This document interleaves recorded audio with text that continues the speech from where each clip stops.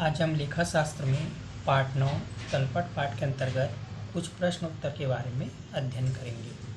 सबसे पहला प्रश्न है, तलपट का क्या अर्थ है और कोई एक परिभाषा बताइए। तो उत्तर ये है, तलपट का अर्थ यहाँ से लिखेंगे, दोहरा लेखा प्रणाली के आधार पर तैयार किए गए खातों के विकलन तथा समाकलन पक्ष की राशियों के योग अथवा शेषों को ज्ञात करने के पश्चात उनकी गणितीय शुद्धता की जांच करने के लिए एक निश्चित तिथि पर तैयार की गई खातों की सूची तलपट कही जाती है। इसका अर्थ होगा तलपट का अर्थ यहाँ से यहाँ तक। इसके बाद यहाँ पर तलपट की परिभाषाएं दी गई है, मैकेंजी के अनुसार, पॉटर के अनुसार, पीटल्स के अनुसार, बॉटलीबैक के अनुसार। इसमें से भी हम कोई एक परिभाषा याद कर सकते हैं। अगला प्रश्न है, तलपट की विशेषताएं लिखिए। तो यहाँ पर तलपट की विशेषताएं निम्न प्रकार की है। पहला, तलपट एक विवरण है। दूसरा, विशेष तिथि। तीसरा, लेजर खाते की सूची। चौथा, योग बराबर बराबर। पांचवा, गणित संबंधी शुद्धता की जांच। छठवां, अंतिम खाते तैयार करने में सुविधा। तो इसका उत्तर होगा तलपट की विशेषताएं। फिर अगला प्रश्न है, तलपट बनाने की आवश्यकता लिखिए। तो यहाँ पर उत्तर दिया, तलपट बनाने की आवश्यकता। पहला, बहियों की अंक गणितीय शुद्धता की जांच हेतु। दूसरा, योग करने में होने वाली त्रुटियों का पता लगाना। तीसरा, खतौनी में होने वाली त्रुटि का पता लगाना। चौथा, अंतिम खाते तैयार करने में सहायक। पांचवा, महत्वपूर्ण निष्कर्ष निकालने में सहायता। तो यहाँ तक इसका उत्तर होगा तलपट बनाने की आवश्यकता। फिर अगला प्रश्न है, तलपट बनाने के उद्देश्य लिखिए। तो तलपट बनाने के उद्देश्य में पहला है, दोहरे लेखे के सिद्धांत की जांच। दूसरा, गणितीय शुद्धता की जांच।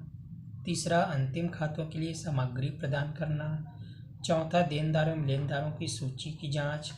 पांचवा, भावी योजना का निर्माण। छठवां, वित्तीय स्थिति में परिवर्तनों की जानकारी। तो ये इसका उत्तर होगा तलपट बनाने के उद्देश्य। उसके बाद अगला प्रश्न है, तलपट बनाने की विधियों के नाम लिखिए। तो तलपट बनाने की विधियों के नाम यहाँ पर दिया है। पहला, योग विधि। दूसरा, समान योग वाले खातों के योग को छोड़ते हुए योग द्वारा।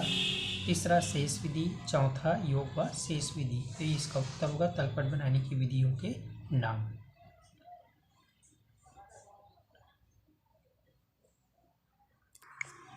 फिर प्रश्न है, शेष विधि से क्या आशय है, इसके गुण व दोष बताइए। तो इसका उत्तर है, शेष विधि, इसका अर्थ है ये शेष विधि के गुण या लाभ, ये शेष विधि के दोष। तो यहाँ तक इसका उत्तर होगा शेष विधि का अर्थ, गुण और दोष।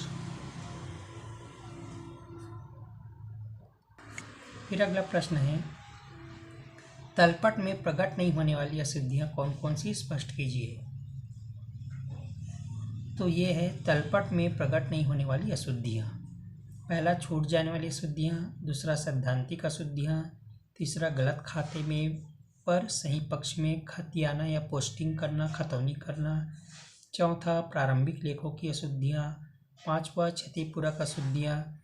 छठवा, खतौनी में छूट जाने वाली अशुद्धियाँ।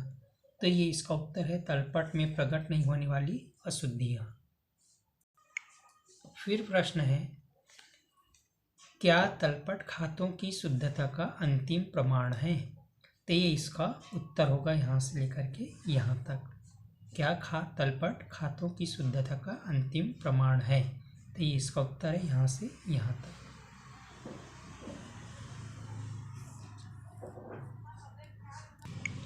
फिर अगला प्रश्न है, अशुद्धियाँ जो तलपट में प्रकट हो जाती है अथवा तलपट का मिलान कब होता है।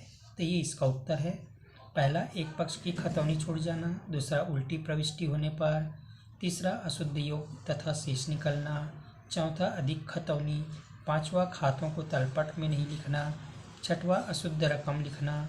सातवां, तलपट में गलत पक्ष में प्रविष्टि। आठवां, जोड़ को आगे ले जाने में भूल करना। तो ये इसका उत्तर है।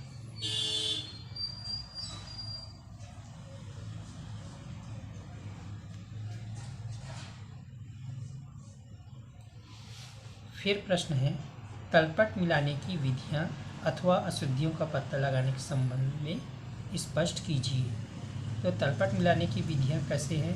पहला, तलपट की पुनः जांच, दूसरा खातों की जांच, तीसरा प्रारंभिक लेखों की जांच, चौथा सहायक पहियों की योग व खतौनी की जांच, पांचवा रोकड़ की जांच, छठवा पूर्ण जांच। तो इस प्रकार से इसका उत्तर होगा तलपट मिलाने की विधियाँ या अशुद्धियों का पता लगाना।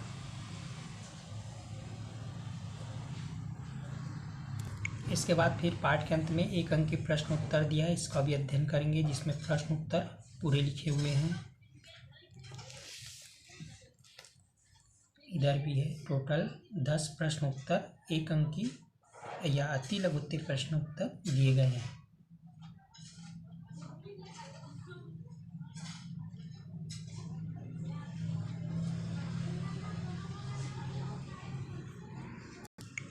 इसके अतिरिक्त प्रश्न है, क्षतिपूरक अशुद्धियों से क्या आशय है?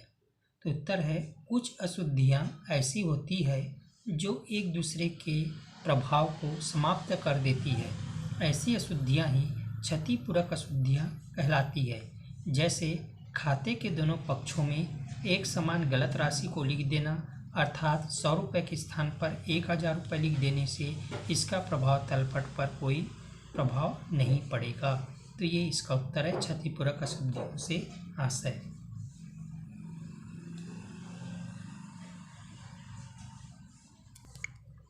फिर प्रश्न है, तलपट कब बनाया जाता है?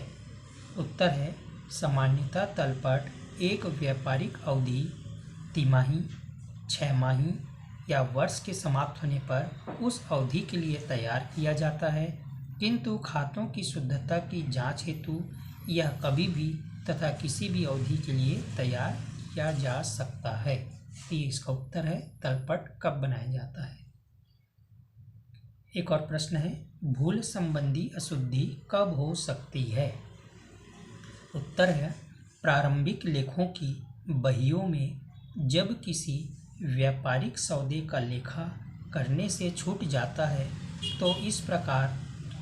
तो इस भूल को भूल चूक की अशुद्धि कहते हैं। जैसे राकेश को बेचे गए माल का लेखा नहीं किया गया, इस प्रकार की अशुद्धि होने पर भी तलपट का मिलान हो जाता है। तो ये इस प्रश्न का उत्तर हुआ, भूल संबंधी अशुद्धि कब हो सकती है। तो इस प्रकार से हमने कुछ प्रमुख प्रश्नोत्तर के बारे में अध्ययन किया।